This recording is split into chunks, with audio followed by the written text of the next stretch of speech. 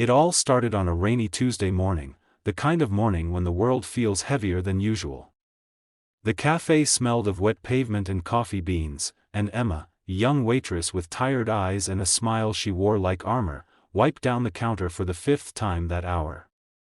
She didn't know that the man who would change her life forever was about to walk through that door, drenched, shivering, and invisible to everyone but her. He looked like a ghost of a man, gray beard, tattered coat, hands trembling as he reached into his pocket for what looked like a few coins.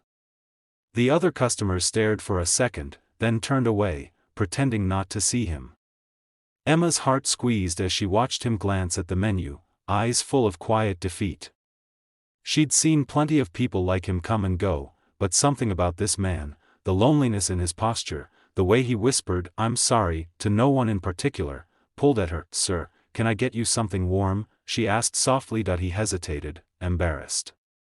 Just a coffee. Black. I'll pay after I find a bit more change." Before he could protest, Emma smiled and tapped her order pad. "It's on the house. Everyone deserves a hot cup on a cold day." He blinked, startled. "You don't have to, I know," she said, still smiling. "But I want to." When she brought him the coffee and a small sandwich, his hands trembled as he accepted it. "Thank you," he whispered, his voice cracking. "You have no idea what this means." She didn't.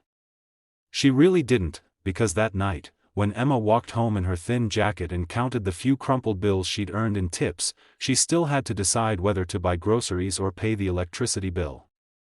Her shoes were soaked through, and her small apartment felt colder than ever. But she didn't regret that sandwich. Not for a second. What she didn't know was that the man she'd helped wasn't just a homeless stranger. He was someone far more unexpected, and the next day, her life would take a turn she never saw coming. The bell above the cafe door jingled again the next morning. Emma turned, brushing a strand of hair from her face. And then she froze. The man from yesterday stood in the doorway, clean-shaven, wearing a sharp navy blue suit that looked like it cost more than her month's rent. The same eyes met hers, but this time they weren't tired, they were alive, bright, and fixed on her with quiet gratitude. For a moment, she thought she was dreaming. "Morning," he said with a smile that made the room fall silent. "Can we talk?" Emma's co-workers exchanged confused glances. The customers whispered. But the man didn't care. He walked straight to her, pulling out a small envelope and placing it on the counter. "I owe you more than coffee," he said softly. "You didn't know me yesterday." Nobody did. But that one act of kindness, his voice broke slightly. "It reminded me who I was."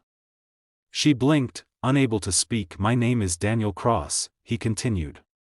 "I used to own this cafe chain, before I lost everything. My wife passed, my company collapsed, and I just stopped caring. I walked away from everything. I wanted to see if kindness still existed in the world. Yesterday, I found my answer." Emma stared, her hands trembling.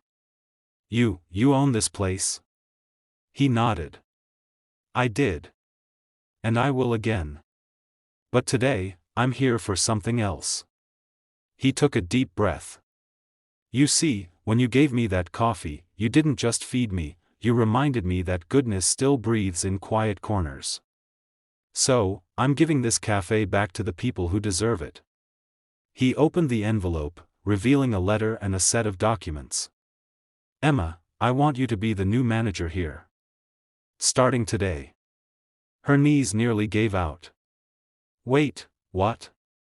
"No, I can't." "You can," he interrupted gently. "You've earned it. You showed compassion when you had nothing to spare. That's what real leadership looks like." Tears welled in her eyes. Around them, the other workers clapped softly, stunned. Daniel smiled, his voice softer now.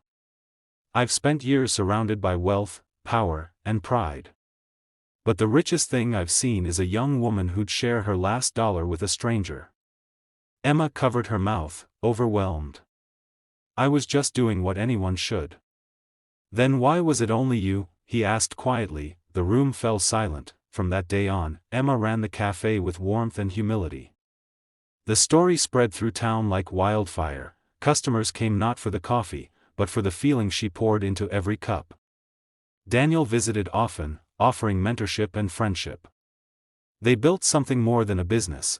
They built a haven for people who felt unseen, and sometimes, when a shivering stranger walked through that same café door, Emma would smile, hand them a cup of coffee, and remember that everything can change with one small act of kindness, because in the end, it wasn't just coffee that connected them.